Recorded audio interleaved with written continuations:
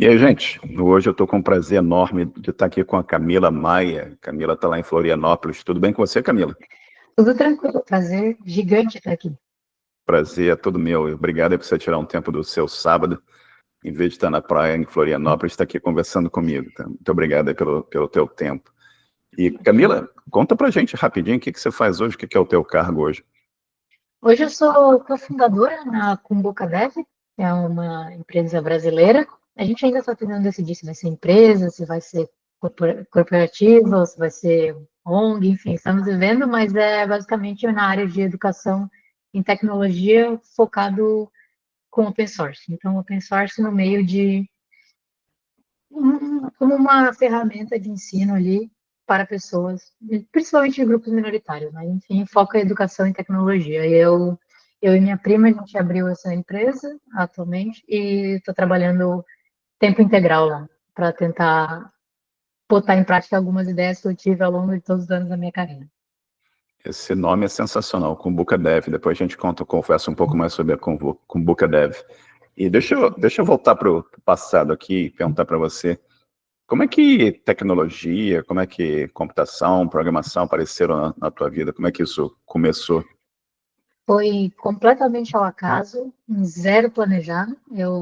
Na época, eu fazia duas faculdades, fazia uma faculdade de matemática e computação científica e outra em pedagogia, porque meu sonho era dar aula de matemática, né? Eu já vi aí que já tinha uma parte na educação, né? Apesar do nome ser matemática e computação científica, até a quinta ou sexta fase não tinha absolutamente nada de computação científica, era pouquíssima coisa. Então, nem tinha muita ideia. Se duvidar, eu não saberia fazer um for loop naquela época, eu não tinha nenhuma ideia. E eu estava muito triste, assim, com o curso, com o jeito que as pessoas ensinavam, com o ego dos professores, enfim, todo o jeito que era estruturado o curso de matemática, isso me desanimou muito, porque eu gostava bastante da matéria em si. E eu estava desanimada e até que uma colega da época falou, por que você não tem sistema de informação? Eu não sabia nem o que era, né? Mas eu pensei, vou tentar. Eu não estava completamente desiludida, então eu fui pegando as matérias com a minha própria matrícula da matemática, né? Fazendo na Universidade Federal aqui de Floripa, né? Então, eu fui pegando com a minha própria matrícula da matemática, eu fui puxando as cadeiras de sistema de informação. Aí eu não entrei lá, não sabia, não tinha a menor ideia do que era. Primeiras aulas eu já adorei. E aí depois eu fiz mais matérias e passei no vestibular e troquei daí para sistema de informação.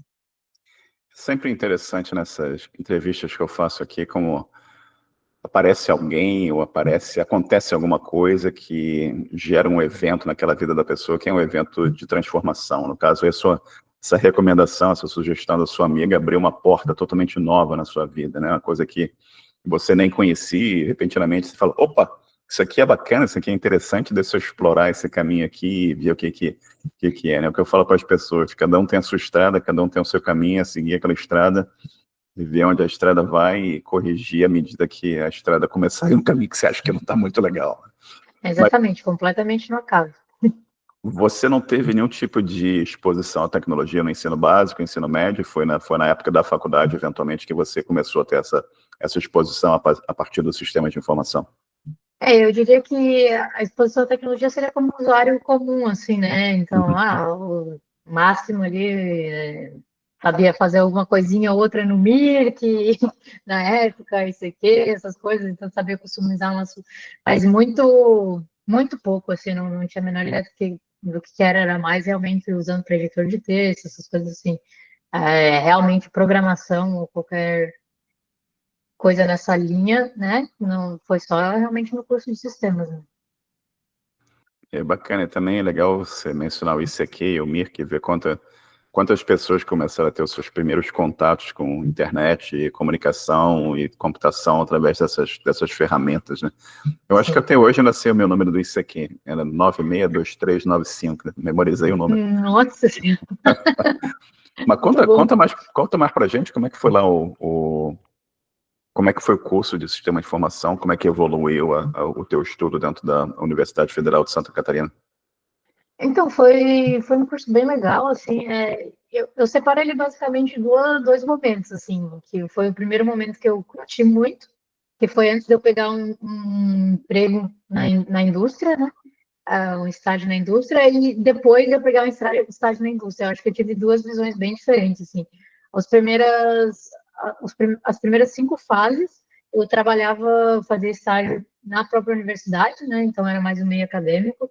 Então, para mim, parecia que a, as aulas que eu recebia, né, o conteúdo que eu recebia nas aulas, eles caminhavam muito bem com o que eu estava aprendendo no estágio. Então, eu fazia estágio na parte de segurança da computação. E, no momento que eu peguei a primeira vez um estágio na indústria, eu perdi completamente a motivação na parte da graduação em si. Eu comecei a ver que as coisas andavam muito mais rápido na indústria, e claro, obviamente eu estava dedicando mais horas, então o meu curso era à noite, eu ia para a aula, já estava cansado, e sendo que eu já tinha visto um monte de coisa diferente durante o dia inteiro. Então, assim, eu diria que ali da sexta fase em diante foi um pouco mais. Foi mais assim, vamos acabar, não teve tanta motivação. Enquanto da primeira à quinta fase eu estava completamente apaixonada assim, pelo curso. Bacana. E conta um pouco mais sobre esse estágio, sobre segurança da computação, como é que foi esse estágio aí? Então, eu consegui esse estágio porque como eu já fazia, eu tinha feito algumas fases de matemática, né? Eu até poderia ter validado algumas matérias no começo de sistema de informação, mas eu estava tão, assim, querendo começar tudo de novo, falei, vou pegar as matérias de matemática também, sem querer validar, né? E aí, numa dessas matérias, obviamente, eu já tinha um conteúdo bem maior, né? Que eu tinha pego da matemática, então eu me saí bem na matéria. E o professor que dava essa matéria, ele era o coordenador do Laboratório de Segurança em Computação. Então, ele me chamou e ali eu comecei a trabalhar. Então, era um estágio de 4 horas, eu trabalhava com Java Swing, então eu fazia interfaces gráficas e tudo mais para a parte do HSM. Era basicamente um hardware para guardar certificados digitais e chaves criptográficas. Então, eu fazia ali a interface gráfica do software que rodava nesse hardware. Bacana. E você foi desse estágio para um outro estágio? Como é que foi isso? Então, eu trabalhei uns 2 anos e pouco ali, e essa história é legal, porque agora parece que faz 1 milhão de anos, porque eu tinha ouvido falar, um amigo meu falou que ele trabalhava com Scrum. Eu ia jogar futebol com ele, né? Eu sempre joguei futebol e ele já trabalhava numa empresa que já era da indústria e tal. E toda vez que eu ia com ele jogar futebol com esse pessoal da empresa, eu ia de carona com ele e ele ia contando como é que era o trabalho dele. Então ele me falava assim que tinha esse esquema de tu pegar tickets, tu podia ter os tickets e tu ia Aham. lá, tinha fila, tu podia pegar e tu ia resolvendo, e daí tu ia mudando de estado. E aí ele falava também sobre testes automatizados, que era basicamente uma coisa que tu rodava e daí dava verde ou vermelho.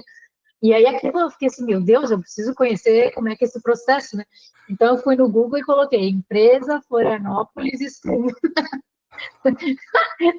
Aí nessa época eu consegui encontrar duas, que era uma Kaordic, né, que agora já foi comprada, né?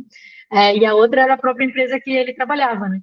Aí eu apliquei para as duas e aí no fim eu escolhi indo para a Kaordic. Mas o meu único objetivo era trabalhar numa empresa que tivesse Scrum. E aí, quando eu cheguei lá para fazer o processo seletivo, eu me senti naquelas, assim, sabe quando você fala sobre empresa no Google, que você chega lá e tinha arminha de brinquedo, tinha guitarra, violão em uma sala, pessoal tudo super à vontade. Eu assim, nossa, é assim que é o mundo da tecnologia. E é incrível também que foi a paixão pelo futebol, jogar o futebol. Você começou a conversar com seu amigo, ele te explicou algumas coisas, falou como é que eram algumas coisas, você chegou lá, foi usar o Google para pesquisar e isso abriu outra oportunidade, outra porta na tua vida, esses eventos que vão acontecendo, né? E como é Uma que coisa, foi? uma coisa só importante de falar disso é que, se tu for vendo a minha trajetória, ela sempre tem a ver com conexão com pessoas. Uhum. Eu demorei para entender isso, mas depois de muito tempo, então, na verdade, a minha vida, ela é muito mais do que, eu decidi estudar isso, eu decidi fazer tal coisa, essa conexão com as pessoas, a conversa, a troca, que sempre me faz ir para as direções que eu acho que acabam sendo bem legais. Exatamente, eu sempre falo para as pessoas que o poder da conexão, do networking, como a gente fala, não é clichê, realmente. No meu caso, eu estou aqui no Canadá hoje, faz exatamente 28 anos que eu cheguei no Canadá. e eu estou no meu emprego número 8 em 28 anos, e com exceção do primeiro emprego, os outros 7 foram alguém que me indicou para o emprego. Então, alguém que me recomendou para o processo seletivo, eu passei no processo seletivo porque alguém falou, Marcelo, vai lá e conversa com essa pessoa, e eu fui, e aquilo deu coisa positiva na minha vida. É incrível, super, super importante, né? Mas aí você foi para Chaordic, né? E como é que foi foi estágio nessa época na Chaordic? Chaordic, não, perdão, é Chaordic, né? Chaordic, isso, que era mistura de caos e ordem, né? Então ficava Chaordic. Assim, eu trabalhei 2 anos como estágio, né? Eu entrei lá a primeira vez para ser estágio de 4 horas, em nenhum dia eu trabalhei 4 horas, então desde o dia 0 eu já estava, na verdade, trabalhando 6 horas, e aí eles ajustaram meu contrato e tudo mais. Porque, imagina, para mim, eu estava completamente deslumbrado com o mundo da tecnologia e tudo que dava para fazer, né? E a empresa era uma empresa de sistemas de recomendação, então, basicamente, elas faziam widgets que eram colocados nas páginas dos e-commerces com essas recomendações. Então, por exemplo, você comprou inclusive, era esse exemplo que a gente dava na época, você comprou um CD da Beyoncé, e talvez você goste, sei lá, da Rihanna. Então tem aquela janelinha, né? Que aquela janelinha era colocada direto no site dos clientes. Então, por lá eu fiz muita coisa. Eu comecei primeiro na parte mais de front-end, realmente, de fazer esses widgets e tudo mais. Aí eu percebi que realmente não gostava tanto, então logo no começo eu já fui mais para a parte de back-end na época.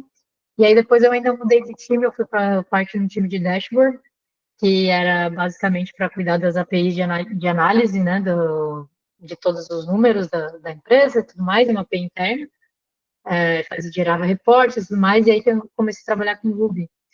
Então, eu trabalhei nesse time, e aí minha vida, assim, quando eu descobri o Ruby, para mim foi também outra, assim, é tudo muito claro, tudo muito fácil de entender, intuitivo, e o que eu penso que vai ser realmente é.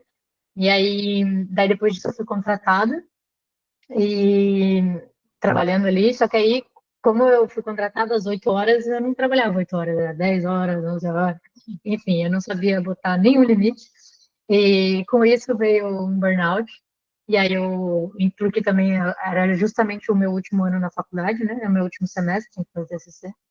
Então, aí do burnout, eu saí da empresa, tranquei a faculdade e parei tudo. E parou por um tempo aí para se recuperar do burnout? Sim, eu tive que pegar licença, fiquei uns 3, 4 meses, pelo menos, sem conseguir fazer nada. E aí que eu decidi que eu iria para a Europa. Legal, legal.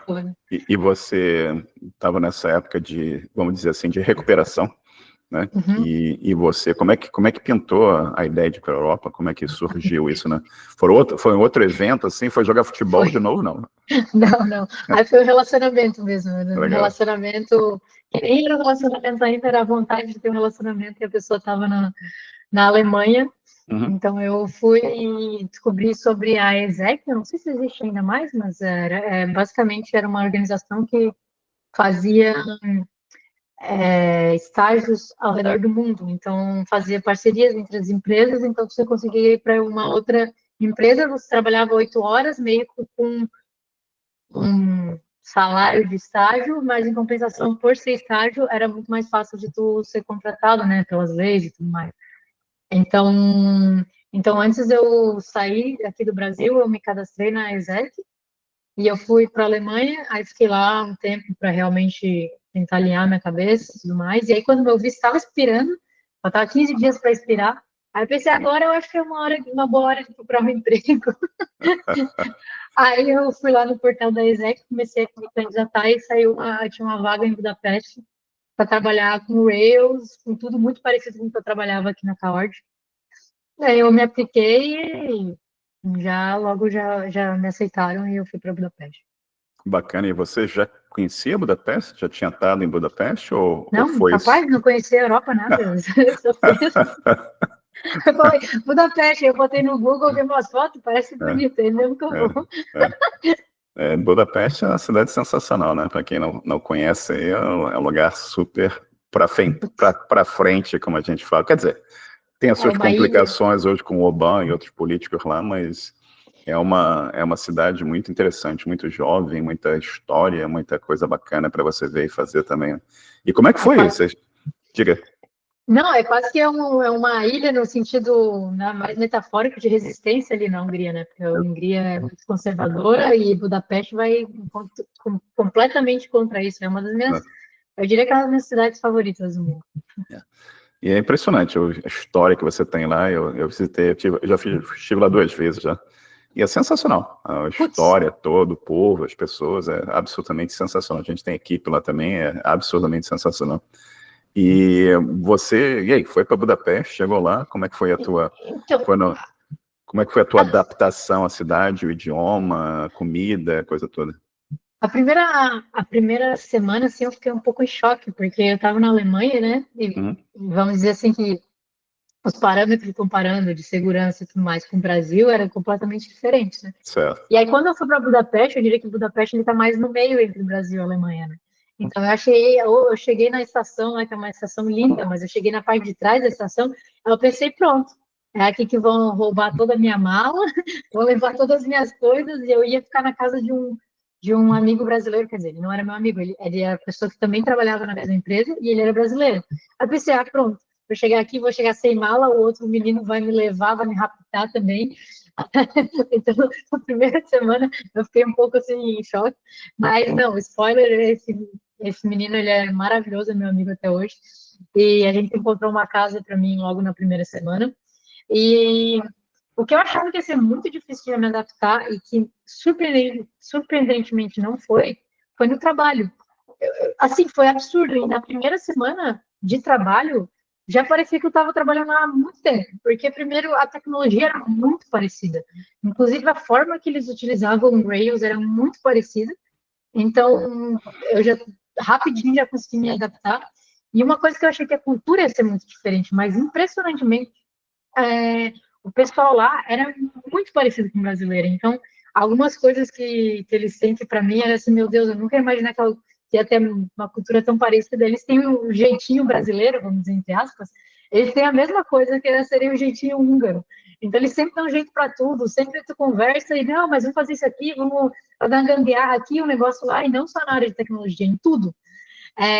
O senso de humor é muito parecido, a ironia, porque eu estava na Alemanha. Na Alemanha é muito difícil, né? A cultura é muito diferente, né? De se conectar. Até depois eu fui trabalhar na Alemanha e realmente é muito diferente. Mas na Hungria eu me senti em casa, assim, a primeira semana de trabalho eu já estava completamente em casa, já estava com amigos, tenho amigos até hoje lá, então foi uma experiência maravilhosa, assim. Experimentou o Palinka? Pô, mas com certeza, com certeza. Não só experimentei, como também muitas outras vezes. É. E Palinka, para quem não conhece, é uma bebida que tem lá. Eu não diria que é cachaça, mas é um tipo. Um spirit, né? Não É, sei. uma aguardente, é uma bebida à base de fruta, né? Acho que é ameixa que eles usam. Acho que é ameixa. E cada família tem a sua variedade, a sua produção artesanal. É bem legal também. Algumas são melhores do que outras, né? Mas é realmente uma cidade fantástica e é realmente bacana que você teve essa oportunidade e trabalhando com Rails nessa época, né? E aí Isso. você disse que você foi para a Alemanha, você foi de Budapeste para a Alemanha, como é que foi isso que Não, aconteceu? Não? não. Eu sempre tenho muitas voltas, é até difícil de contar. Não, então, eu trabalhei aí um ano lá na Hungria, né? Uhum. E aí eu precisava voltar para terminar minha faculdade, né? Porque eu tinha trancado, então faltava o último semestre, precisa fazer o TCC. Então eu voltei e continuei trabalhando remoto para a Hungria. Aprendi muitas coisas nessa experiência, que é a primeira, né? É péssimo você trabalhar remoto quando você é a única pessoa que trabalha remoto, que às vezes eu estava trabalhando na funcionalidade de um botão, aí eu ia dormir, acordava, não existia mais botão, já tinha mudado tudo, a página tinha mudado, eles estavam tomando lá uma palinca e decidiram mudar completamente tudo. O fuso horário também não ajudava, né? Então, e também precisa de ser um time muito maduro na comunicação para dar certo, né? Então, mas eu trabalhei mais uns 9 meses, assim, remoto, E aí foi o tempo de eu conseguir fazer o meu TCC, terminar o TCC e me formar, assim. E aí eu continuei no Brasil nessa época. E eu decidi que eu... Aí eu comecei a fazer vários processos seletivos, eu tipo, o que que eu vou fazer próximo, né? Nesse ponto aí eu já tinha certeza absoluta que eu queria trabalhar só com back-end, então eu só me aplicava para vagas de back-end, né? E, e aí eu consegui um emprego para trabalhar na Loadsmart, que era uma empresa americana, né, que contratava aqui no Brasil. Então aí foi que começou a minha saga para trabalhar para os Estados Unidos. E você trabalhava 100% remoto ou você chegou a morar lá? Acho que é a Loadmark em Nova York, não é isso? Isso, não, eu não cheguei a morar lá, eles estavam aplicando pro meu visto e tudo mais, né? Já estava por causa da Covid, acabou trancando ali meu visto, mas e aí eu resolvi mudar de ideia, mas mais para frente. Mas eu só trabalhei daqui remoto mesmo, a gente ia só para lá para fazer projetos ou se encontrar, então eu ia umas 2 vezes por ano, pelo menos. Eu ia para lá encontrar com o pessoal. Legal. E o trabalho na Loadsmart era com Rails também? Não, aí era com Python. Aqui na Hotmart, nessa época, também tinha escritório em Floripa. Então, mas assim, você podia, não precisava ir, acho que era 2 vezes por semana que você precisava ir. Não, nessa época que entrou o Python na minha vida, porque antes na Cloud eu trabalhava com Python, mas era mais para fazer script, né? Então, era Certo. realmente só para parsear, dump, coisas assim. E aí, na Loadsmart era Python, 100% Python e Django. Aí eu falei, então vamos aprender, né? Uhum. Então, aí eu já entrei como senior back-end lá, e aí já fui aprendendo, assim, desde o do começo, assim. Bacana. E como é que foi a evolução da Loadsmart? Você foi de lá para SoundCloud ou teve algum outro tipo de No lá, caminho? lá eu cresci bastante, né? Porque quando eu entrei, eu e mais 3 pessoas aqui no escritório de Floripa, e quando eu saí, era muita gente, sei lá, eram 150 pessoas, acho que de equipe de engenharia já, com todo mundo. Então a empresa cresceu absurdamente, assim. E aí, claro, apesar de estar pouco tempo, entre aspas, que era 3, 4 anos, para uma empresa que era pequena na época, né, você acaba virando referência, né? Então, aí eu trabalhei de tudo lá. Eu brinquei um pouco com app de ah, iOS na época, trabalhei bastante com back-end, mas chegou uma hora que eu estava assim, exausta de fazer API, eu não aguentava mais a mesma coisa, que faz endpoint, volta, faz isso aqui lá. E aí eu fui percebendo que eu não tinha interesse em trabalhar com produto no geral. E eu ia pegando vários projetinhos, assim, à parte, e todos eles tinham a ver com o que a gente sabe agora, que é Developer Experience. Na época não tinha um nome para isso, né? Então eu sempre queria deixar tudo organizado e mais fácil para o time conseguir produzir mais, né? Só que eu tinha que sempre estar trabalhando na área de produto. Também, como era uma referência, eu fazia muita junção entre vários times, então às vezes precisava de um projeto grande, me chamava. E aí eu fui entendendo que primeiro eu queria ir para a área de tech, né? Não na parte de gerência, então ali nas 2 pernas do Y foi na Losmart que eu entendi que eu fiz alguns testes e preferia realmente ir para a parte técnica. E aí foi também que eu comecei a perceber que eu gostava muito de trabalhar com a parte de developer experience. Então acho que essas foram as maiores assim, descobrimentos. Teve o principal descobrimento que foi o open source. Em Uhum. 2017, eu comecei o meu chefe começou a falar sobre open source, e aí eu pirei minha cabeça completamente, assim, eu comecei a ver tudo sobre open source, e aí foi que eu criei meu primeiro projeto em 2019 de open source, e aí realmente mudou completamente, assim. E conta um pouco mais para a gente sobre essa época que você descobriu o open source e o que você descobriu do open source, o que você começou a fazer de projetos e como é que isso abriu conexões e oportunidades para você também. Então, na época, lá na LoadSmart era utilizada uma ferramenta que chama Danger, que basicamente é uma ferramenta em Ruby, né? Tem outras linguagens agora, mas era uma ferramenta em Ruby que você instalava e rodava no seu no PR do repositório. E ele tinha várias automações que tu podia configurar. Por exemplo, você não autorizou o changelog. Você não formatou tal coisa, né? Lógico. Agora a gente tem GitHub Actions, né? Porque não tinha, né? Então, era basicamente um review automatizado do seu PL para deixar um pouco mais, para deixar para a pessoa realizar realmente só as partes que que o humano precisaria intervir, vamos dizer assim. E essa ferramenta era open source, eu fiquei sabendo sobre ela, e já tinha um pessoal da Loadsmart que tinha contribuído para alguns plugins dessa ferramenta. E aí tinha uma época que a gente estava brincando nos projetos com o Danger e tinha um bug que não estava dando para a gente resolver. E aí foi bem na época que eu estava indo para Nova York e tinha um meetup que a pessoa que criou essa ferramenta ia estar, né? Que é o Arta, que depois ele trabalhou no TypeScript, enfim, é um cara gigante, né? E aí eu e esse meu chefe da época ele me falou, vamos lá então, vamos lá nesse meetup, que era meio que um meetup não era assim de apresentações, sabe? Era meio que todo mundo trabalhando Certo. junto, vamos dizer assim. Aí, vamos lá, vamos conversar com ele. Aí eu cheguei lá, a gente conversou com ele, a gente ficou lá nós três tentando resolver o problema junto. No final, estava resolvido. Para mim, aquilo foi absurdo, assim, de eu poder ir lá, trocar ideia, comer pizza com o cara, entender qual era a ideia dele do projeto por trás, entender qual era o problema, resolver, e na segunda-feira nosso bug estava resolvido, assim. Então, para mim, aquilo, meu Deus, é muito legal, assim. É.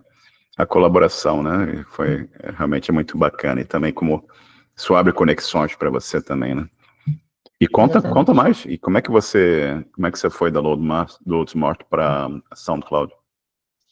Certo, daí então o que aconteceu foi que aí a partir disso, dessa primeira experiência com open source, eu comecei a ficar bastante interessada no open source, e aí em 2019 eu criei o meu projeto, que é o Scan API, Uhum. basicamente um framework para testar APIs, né? Enfim, mas é para testar o protocolo, então independente de linguagem. Aí eu criei isso e aí eu comecei a entender, eu fiquei um ano entre a SoundCloud e a Loadsmart, eu fiquei um ano sem trabalho, só trabalhando no meu projeto open source, e aí daí a comunidade foi me reconhecendo, então a comunidade Python foi me reconhecendo, porque esse Python, a comunidade open source foi me reconhecendo, nesse ano que eu fiquei trabalhando, né, entre trabalhos, vamos dizer assim.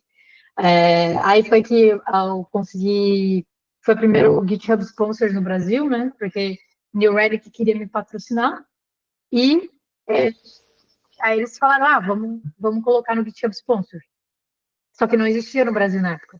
Aí, sei lá, aí eles mandaram e-mail lá conversando com o GitHub e falaram: tem como liberar o GitHub Sponsor no Brasil para ela, para a gente testar? Aí sim. Então foi a primeira, eu fiquei ganhando um tempo esse sponsor da New Relic, fui crescendo, e aí eu fui entendendo mais ainda que eu queria trabalhar com Developer Experience.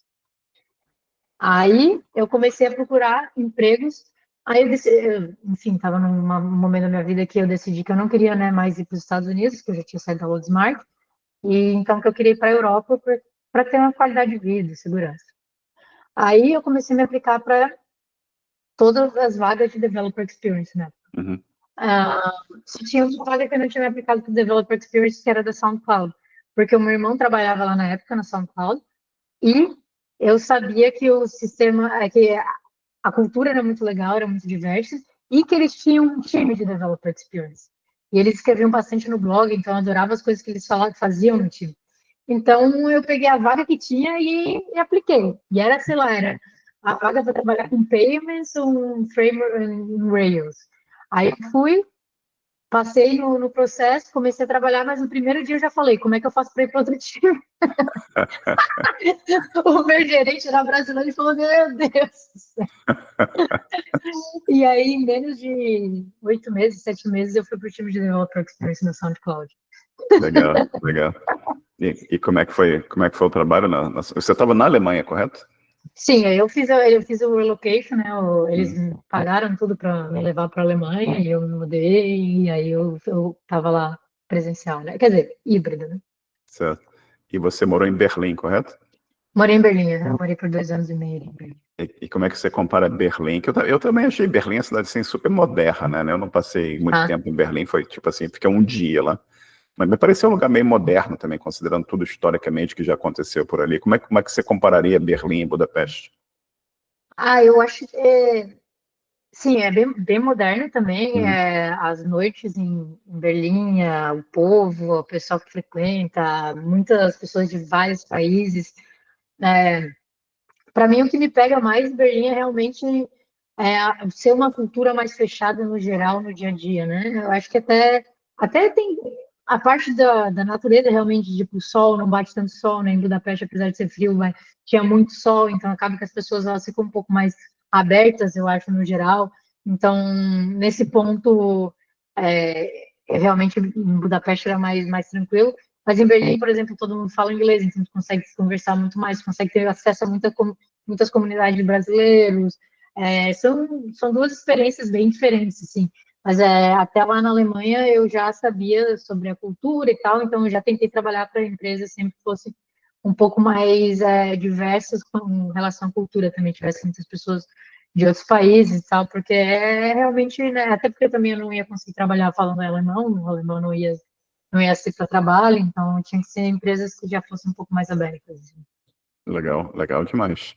E como é que evoluiu a vida lá na SoundCloud? Você foi para Trade Republic depois, ou como é que foi isso? Isso. Então, aí eu lutei, né, para conseguir ir para o time de Developer Experience. Aí eu trabalhei. Então, foi a primeira vez que eu trabalhei realmente full time em Developer Experience.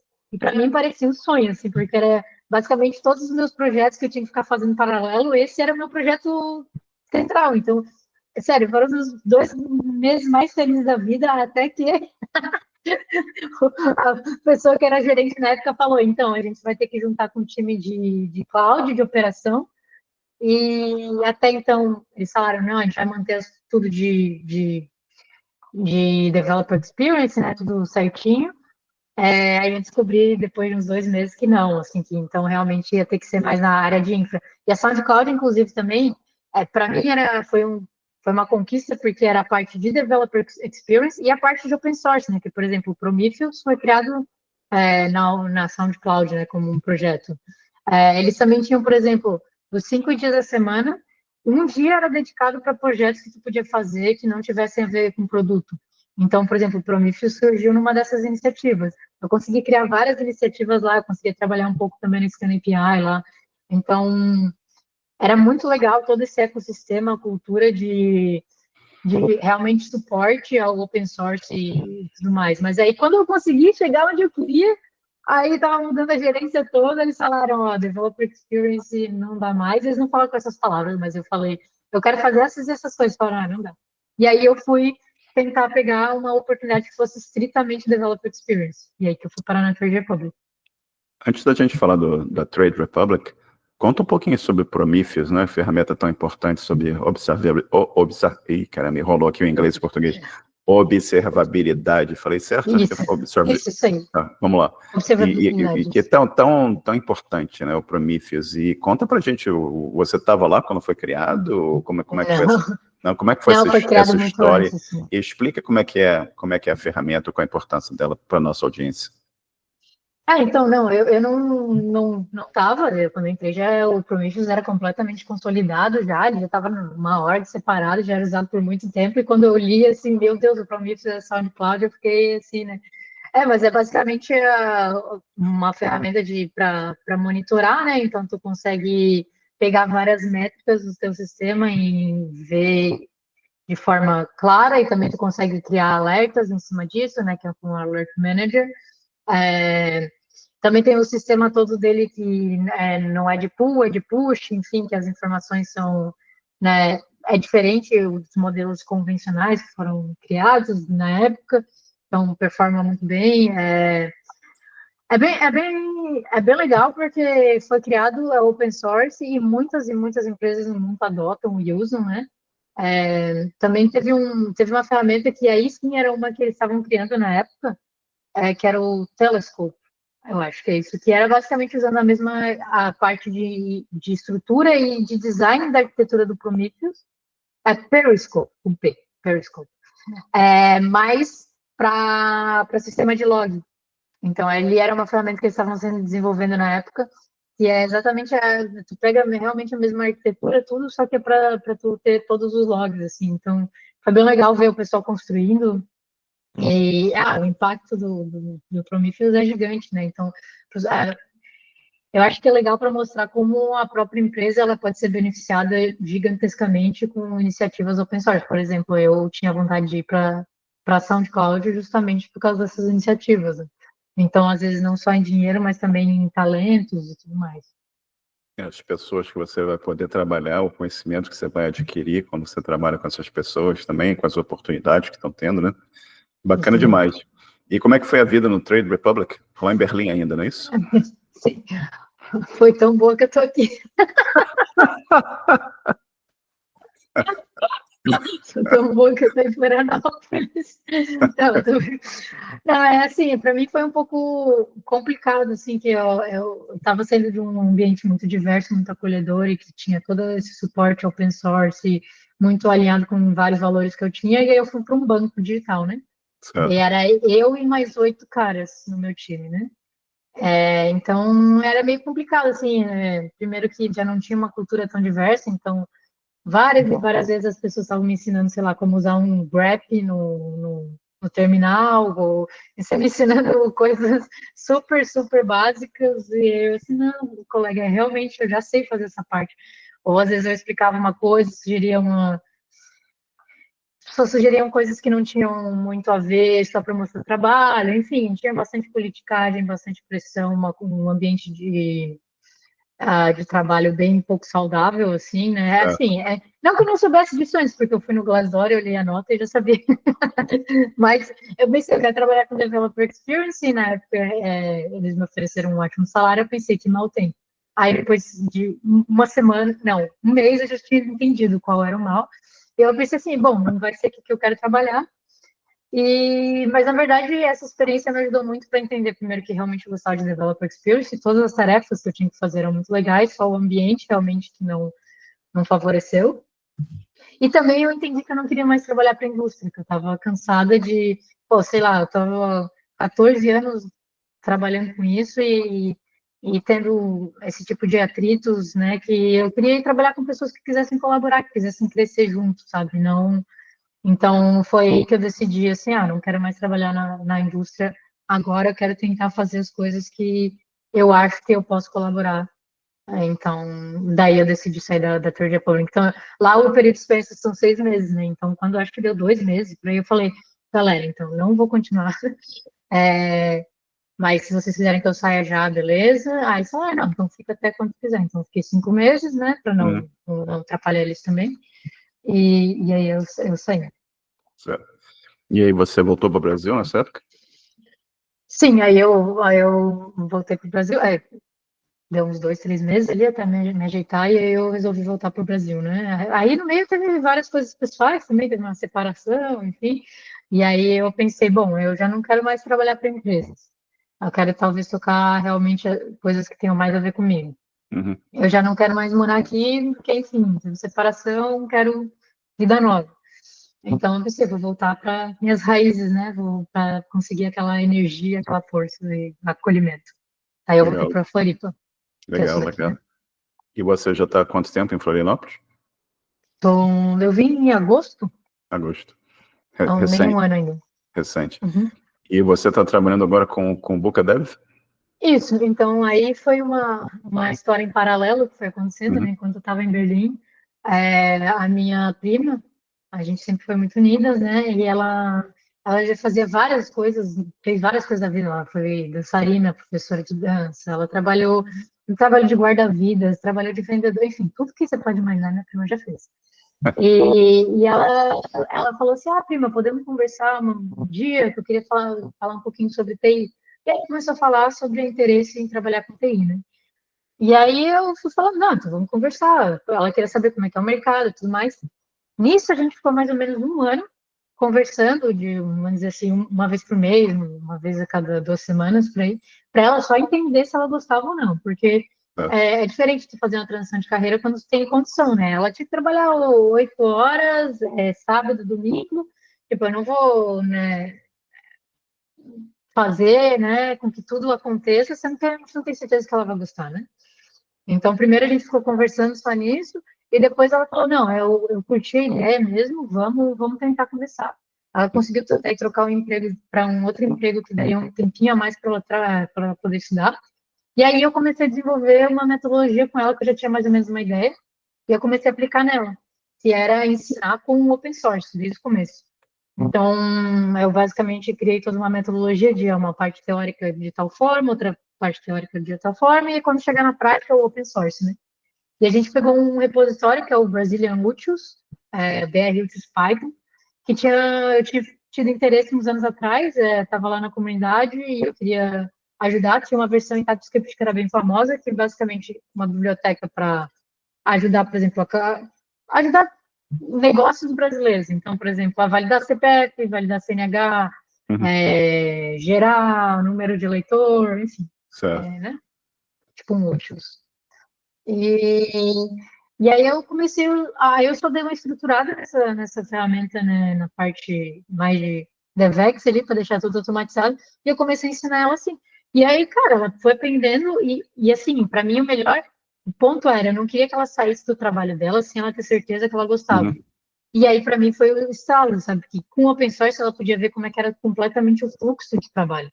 Ela poderia ver como é que é gerenciar um projeto, ela poderia colaborar com outras pessoas, ela poderia entender o que é o dia a dia de encontrar um bug, ficar lá se batendo, né? E ela participou da primeira Hacktoberfest, ela estava lá cuidando de mais de 14 colaborações junto e tudo mais. Ela pirou a cabeça, adorou e decidiu que queria isso.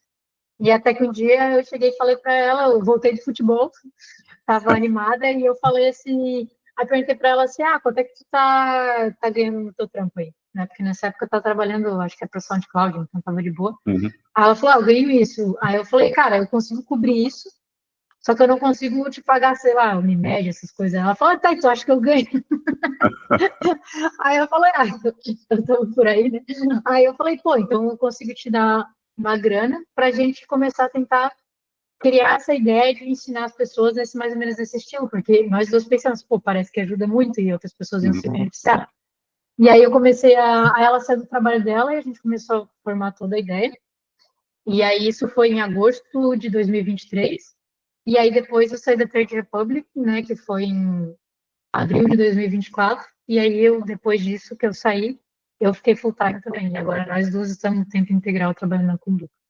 Sensacional, bacana demais. E é um projeto que a gente tem muito com o que a gente faz nos programadores também, de tentar ajudar as pessoas, tentar colocar as pessoas para frente, tentar colocar as pessoas em tech, né? E como é que estão os planos? O que você tem planejado com o BocaTev? Pode contar um pouquinho para a gente? Claro, esse ano tá bem legal, assim, não sei, várias coisas. Se você for pensar, assim, é muito recente, né? Porque eu voltei para o Brasil em agosto, então só ali mesmo que eu consegui começar a trabalhar. Então não tem nem 10 meses que eu estou trabalhando realmente integral na Cumbuca. E a primeira parceria que a gente conseguiu foi com a Linux Tips. Então a gente vai lançar um curso agora em maio, que é de Git e GitHub, introdutório. Então eu estou mais ou menos um ano montando esse material todo de conteúdo, que é para realmente ensinar Git e GitHub de uma forma para iniciantes. Sabe, eu sempre fiquei muito chateada com o jeito que é ensinado o Git e GitHub, tanto em português quanto em inglês. Do jeito que geralmente coloca uma bolinha e uma seta, e aí a pessoa, né, assim, eu acho que a bolinha e a seta, elas dá para entender depois que tu entendeu. Mas, né, uma pessoa que está entrando na área, e são ferramentas que você vai ter que usar, se forem usar na indústria ou no open source. Então, é realmente um esforço que eu coloquei para tentar deixar isso o mais iniciante possível e mais, assim, introdutório. Então, tem várias decisões de tipo, o que esse comando aqui eu não vou ensinar, porque para esse momento, né? E para tentar mostrar como que é um fluxo de trabalho legal. Porque a minha ideia, e da Kumbuka, é tentar trazer o máximo de pessoas para o open source no Brasil. Porque a gente acredita que assim a gente consegue dar oportunidade para as pessoas. Você consegue quebrar basicamente aquele ciclo de eu preciso de trabalho, mas para isso eu preciso de experiência, mas para eu ter experiência eu preciso de um trabalho. Bom, e a pessoa fica nessa e nunca consegue o primeiro emprego. O open source ele vem para quebrar isso, né? Ele te dá a experiência real e aí você consegue um trabalho a partir disso. Então, essa ideia do curso e do material que está sendo escrito é para conseguir, de maneira mais fácil, conseguir introduzir pessoas ao open source no Brasil e dar oportunidade para essas pessoas entrarem no mundo da tecnologia. Bacana demais isso, né? E o que a gente ferra nos programadores, o primeiro desafio é aprender Git e GitHub.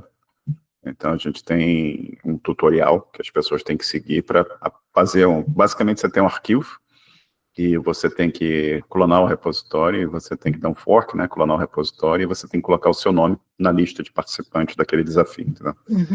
Então, primeiro de tudo, as pessoas têm que assistir um tutorial que tem de Git, e seguir, tem um passo a passo, a gente tem passo a passo, para a pessoa fazer aquilo, né? Mas uma coisa que eu noto, que é uma dificuldade muito grande nas pessoas, é querer começar, né? Ou querer fazer. Eu entendo que a área de tecnologia não é para todo mundo, eu entendo que é complicado, mas eu acho que tem duas, talvez tem duas dificuldades, talvez eu tenha, acho que tem mais que duas, mas as duas coisas que eu tenho notado muito é as pessoas querem uma solução imediata para os problemas. Eu, infelizmente, não tem aquela coisa que alguns vendem assim, aprenda a programar em uma semana e ganha 100 mil por ano. Não funciona assim, entendeu? E eu acho que está faltando um pouco das pessoas assim, pô, eu vou ter que investir um tempo aqui. Da mesma forma que a sua prima está fazendo, né? A sua prima chegou e falou assim, pô, eu tenho interesse nisso, e ela entendeu que não vai ser da noite para o dia que ela vai aprender tudo que tem que aprender, né? Então, gradativamente, você vai aprendendo as coisas, né? E outra coisa que eu vejo tem tanta informação que eu acho que as pessoas novas, elas entram, elas ficam assim, para que lado que eu vou? Já viu aquele meme do John Travolta, que ele fica lá, exatamente. É aquilo, né? O cara fica assim meio, a pessoa fica meio perdida, do tipo, eu vou para onde? Eu vou para Data Science, eu vou para esse negócio de Machine Learning, para onde é que eu vou? O que que eu faço? Entendeu? Então é difícil, a gente criou uns artigos também iniciantes do tipo, pensando como programador, faça isso. E ter tipo um roteirozinho, tipo um roadmap que a pessoa pode seguir, né, para ajudá-la a evoluir na coisa. E é bacana demais esse que você está fazendo com o BocaDev, e vou ter bastante interesse em acompanhar e ver a evolução desse projeto, desse produto, né? E por falar em... Diga. Só duas coisinhas aí que tu falou que são muito importantes e tem tudo a ver com o Bumbuca. A primeira é a parte, né, de colocar o esforço, né, para colocar esforço, tempo e dinheiro, né, para você conseguir entrar na área. Porque as pessoas pensam muitas vezes em transição de carreira, elas pensam que é um passo, parece que é um passo menor. Mas se a gente só colocar o nome de começar uma carreira nova, acho que às vezes, porque do mesmo jeito que você, por exemplo, teve uma carreira antes, você teve que colocar muito esforço, estudou e tudo mais, para transicionar para a carreira, você tem que fazer igual, não é como se você pegasse um atalho, nada, né? Você realmente precisa fazer, estudar e ir em frente, né? Então, não é uma coisa assim, instalar dos dedos. Existem casos que as pessoas conseguirem mais rápido? Existem, mas o normal, o geral, é que você precisa dedicar muito, muito tempo, né? E o outro ponto, que era que ponto? Vou lembrar. Sim, lembrei. Sobre ter muitas opções, certo? Então, essas são as primeiras preocupações, que foi por isso que eu falei para minha prima, vem aqui que eu te ajudo. Então, eu basicamente desenvolvi a metodologia de uma mentoria. E eu a gente começou a pensar que essa metodologia de mentoria também funcionaria para outras pessoas. Então, no final do ano passado, a gente fez uma rodada de mentorias que basicamente a gente pegou 15 pessoas com muita experiência no mercado, juntou com 15 pessoas completamente iniciantes, e aí eu passei mais ou menos essa metodologia, né, para mentorar, e aí elas foram fazendo esse ciclo, foram 6 semanas, que basicamente isso, filtrar, entender qual que é o momento da pessoa, entender quais são as necessidades, o que você apontar, acho que você pode aprender por aqui, porque isso é muito importante, a quantidade de material que vem, a quantidade de conteúdo, e todas as pessoas dizendo que a última tecnologia é mais importante, isso deixa qualquer um maluco, não tem como. Eu acho que tem um pouco do efeito do Facebook ou outras redes sociais, do tipo da recompensa instantânea, entendeu? Tem um pouco daquela coisa do tipo, tá, eu quero mudar de carreira, mas, pera lá, eu vou ter que fazer isso? Vai. Eu vou ter que aprender isso aqui? Vai. Entendeu? Todo mundo teve que aprender isso aí uma vez. Exato. Tem um certo, assim, acho que as pessoas... Tem muito aquela coisa do vendedor de curso também, né? Do tipo, faço o curso aqui em uma semana e tá tudo resolvido. E não é assim. As pessoas precisam entender isso também, entendeu? Mas tem muito mais opção hoje em dia que o que tinha quando eu comecei, que era tudo mato, né? Mas você falou também uma coisa interessante, você falou que tem do começo, de começar... Eu comecei há 39 anos, eu ainda não terminei ainda. Exatamente. Você vai aprender eternamente nessa área, você vai aprender coisa que você vai esquecer ou vai deixar de usar, e vai aprender coisas novas, é constante evolução, constante crescimento. E por falar em... é porque tem problema. Exatamente. Ou então morreu.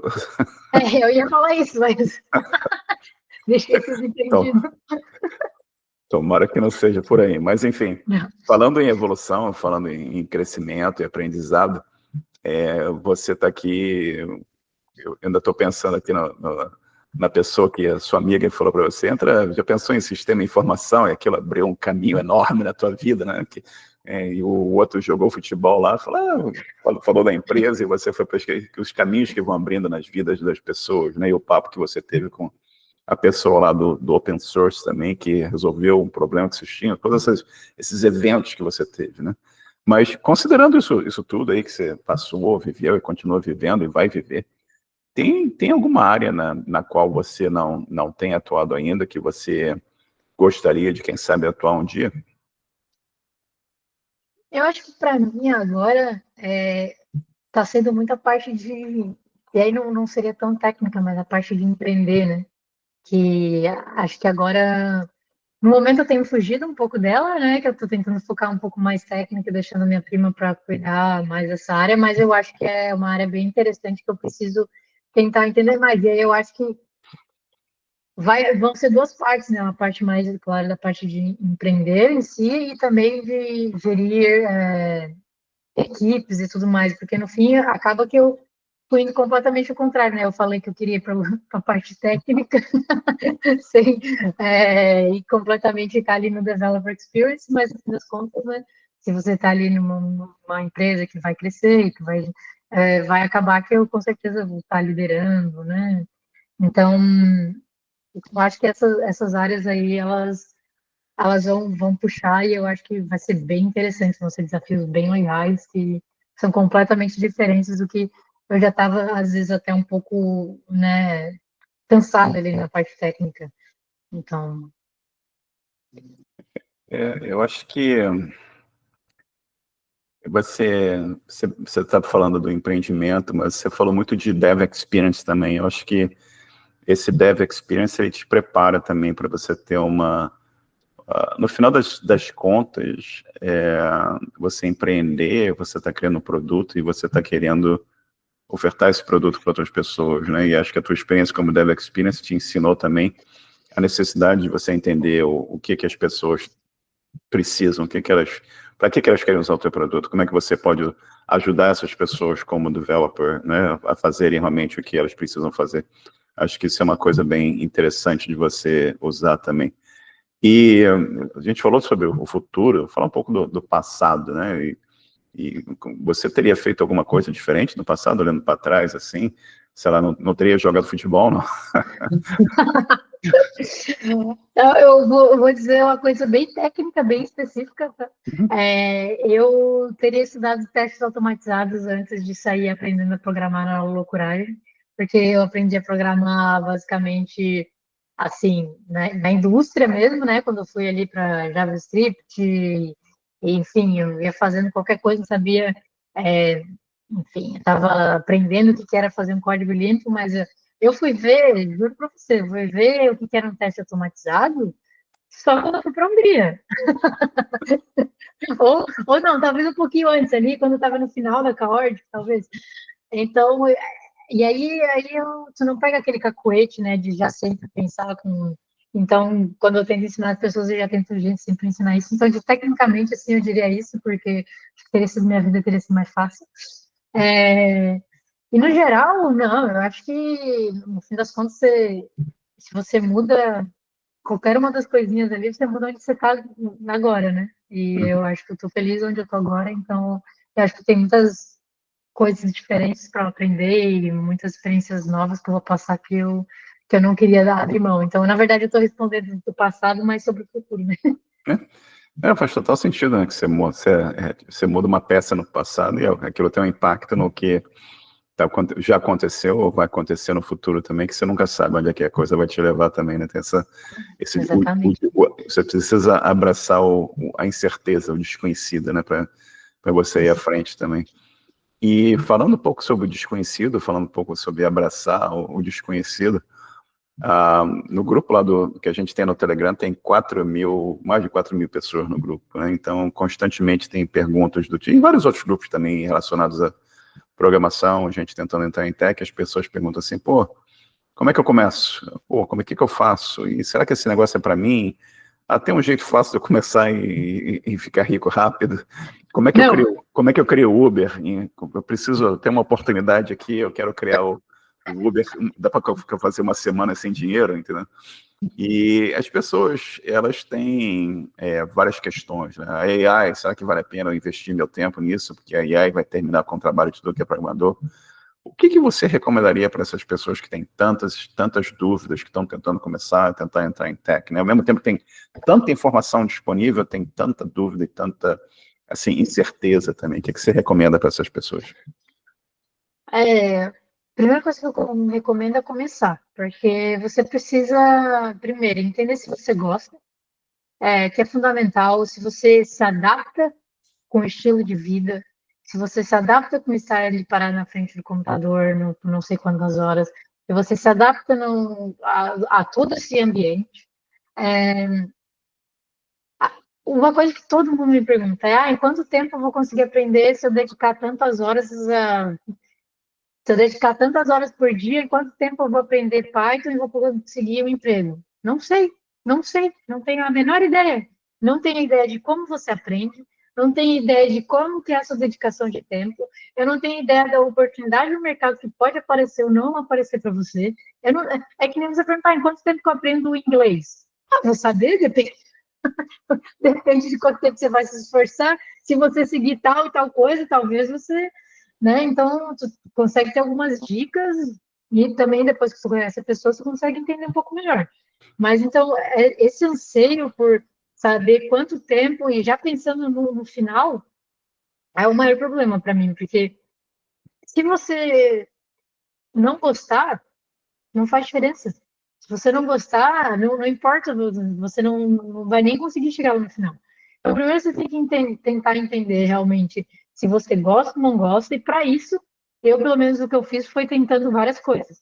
Então, até eu chegar ao ponto de que eu gostava de back-end, até eu chegar ao ponto de eu gostar de developer experience, passaram anos. Eu tentei front-end, eu tentei data, eu brinquei com mobile, foi assim, ó, porque eu queria entender todas as coisas e naturalmente você vê o que você gosta mais. Então, lógico, quando você está começando, não tem como você tentar tudo ao mesmo tempo. Então, foca em um. Foi lá, focou. Escolhe um lá, não importa. Vai ter. Vaga vai ter. Assim, no geral, não é esse o problema. Então, escolhe lá. Você foi mais com a cara de qual? Foi com mais cara de back-end. Tá, escolhe uma linguagem, pelo amor. Não tenta 12 linguagens ao mesmo tempo. Escolhe uma linguagem, um negócio e vai. Aí você vai, foca nisso, vê se gostou. Gostou, não gostou, já, sei lá, vai fazer outra coisa. Aí depois disso, vai junto nas comunidades, acho que esse é um ponto importantíssimo. Comunidades ajudam você a ter essas conexões, para ter oportunidades, consegue justamente mostrar esses passos, né, para você não ficar batendo cabeça tentando fazer mil coisas ao mesmo tempo. Junta nas comunidades que elas estão lá para te ajudar, e depois também você vai conseguir ajudar elas de volta. Então, foca num caminho, vai nas comunidades e vê se você gosta. E não pensa, eu sei que é complicado, porque você vai estar dedicando seu tempo, você vai estar dedicando um tempo extra, é, mas você não vai conseguir saber, mesmo que você faça muitos cálculos, em quanto tempo você vai conseguir seu primeiro emprego, em quanto tempo você vai conseguir aprender. Principalmente se você estiver gastando tempo pensando em quanto tempo você vai conseguir aprender. Excelente recomendação, Kim. Excelente recomendação. Camila, você falou de open source. Eu assumo que você usa bastante Linux. Estou errado? Estou certo? Eu uso o Mac, né, no caso Você que usa tá Mac? aí, né? Então tá junto, né? Então, Né? E como é que você vê como é que é o teu ambiente de desenvolvimento e trabalho? eu uso bastante, porque no fim das contas, eu developer experience, eu gosto de fazer várias automações, assim, né? Então, e como eu uso um Mac, então eu acabo deixando tudo mais ou menos ali. Já que nas empresas eles sempre dão um Mac, e depois de um tempo você consegue comprar. Então, eu costumo então usar muito, eu uso bastante um carinha para automatizar, que é o Alfred, não sei se Uhum, você conhece. conheço. E aí é muito divertido aqui. Eu Uhum, ponho para automatizar tudo. Então, é um aplicativo lá que acho que é só no cloud, ficou para mim uma vez e ficou para sempre. E, E basicamente você consegue fazer várias automações, tanto, né, ali na interface dele, ou você programando mesmo e colocando ele para rodar um script, né? Certo. Então, então, uso isso, um terminalzinho bem básico ali, um bashzinho lá com ZSH, né, na real, um Uhum. ZSH, e VS Code mais simplinho, sem 300 instalações, mas também não sou do VI, só servidor mesmo. No servidor, não, eu sei me virar, mas eu prefiro uma coisa mais visual, até porque também eu sou PCD, né, eu tenho baixa visão, então é engraçado, porque as pessoas elas conseguem ver meu código a 3 esquinas de casa, porque Certo. fica numa tela gigante, a fonte é gigante, então tem toda a parte de automação para isso também, né? Porque quando eu vou pegar um computador novo, tá tudo pequeno, então eu tenho que rodar tudo para daí ele começar a mudar os DPI, mudar tudo. Então, Certo. e aí eu tenho um monitor que é 42 polegadas, porque Uhum. daí dá para botar mais coisa, porque senão não Certo. cabe nada na tela. Assim. Uhum. Então é bem legal. Perfeito, legal. E você tem dica de livro, música, jogos, filmes ou qualquer outra coisa que você quiser recomendar? Praias de Floripa, sei lá. Para isso aí, por favor. Cara, eu acho que eu vou chegar no ponto aí de comunidades. Hum. Vou tocar nesse ponto. Eu acho que mais do que consumir um conteúdo ou outro, eu acho que as comunidades vão te mostrar muitos outros conteúdos e muitas outras coisas. Então, veja suas comunidades locais. Às vezes, se não é local, tem várias remotas. Sei lá, por exemplo, a comunidade de Python no Brasil é fortíssima e ela é muito acolhedora, independente da linguagem. Ah, mas eu programa em, sei lá o que, PHP. Não interessa. Na comunidade Python a gente tem dois lemas bem importantes, que é o primeiro, que é pessoas maior que tecnologia, e o segundo é eu vim pelo Python, né? Eu vim pela linguagem, mas fiquei pela comunidade. Então tem muita gente lá que não programa mais em Python há anos. Então, cola nessas pessoas, no geral, mas eu já tenho várias oportunidades, não preciso de mais. Pô, mas a comunidade te traz um sentido muito maior para tecnologia em si, para mim faz muito mais sentido. E nessa mesma linha, então, eu diria, a Linux Tips tem vários cursos legais abertos. Então, se for lá na Linux Tips e ver todos os cursos que são essentials, eles são de graça. Então, o pessoal que tanto consegue contar de JavaScript, de Python, enfim, qualquer coisa, ele, pô, ali na manha, de graça, então, tipo, e, cara, e a Kumbuka, né, que a gente tá criando agora esse material do GitHub, a gente vai lançar em maio, e a gente também tem newsletter todo mês, e a gente mostra bastante sobre oportunidades que estão tendo, o trabalho que a gente fez, se vai rolar mais ciclos de mentoria. Para você assinar a newsletter, é só ir lá no site lá embaixo, tem assine, kumbuka.dev, desce lá e assine. Então a gente vai estar sempre mandando ali todo mês, oportunidade, projeto open source legal para conhecer. Tem os projetos open source que a gente faz parceria, então, esse pessoal aqui é muito legal, eles são bem acolhedores na comunidade, chega lá para aprender junto, enfim. Então, acho que seria essas dicas assim gerais, assim, nada, nenhum conteúdo específico. Bacana, bacana demais. E é kumbuka.dev, certo? Kumbuka.dev, isso aí. É. E tomara que todo mundo no Brasil saiba o que é kombuka, né? A tigela. É, tigela. Não, O Kumbuka é mais legal, né?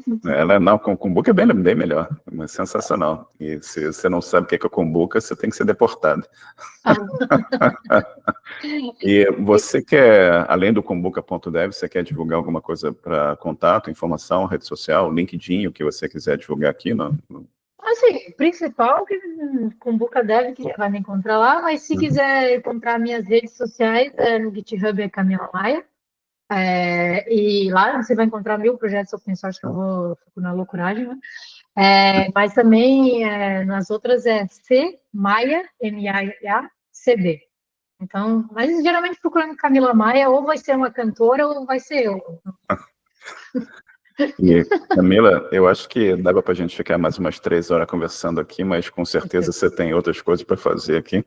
Mas tem alguma pergunta que eu não fiz que você gostaria que eu tivesse feito? Como eu me vejo daqui a 5 anos, não mentira. Essa pergunta do HR. Essa pergunta do... Ou se eu tivesse se eu fosse um utensílio de cozinha, qual que eu seria? Pergunta para Não, entrevista.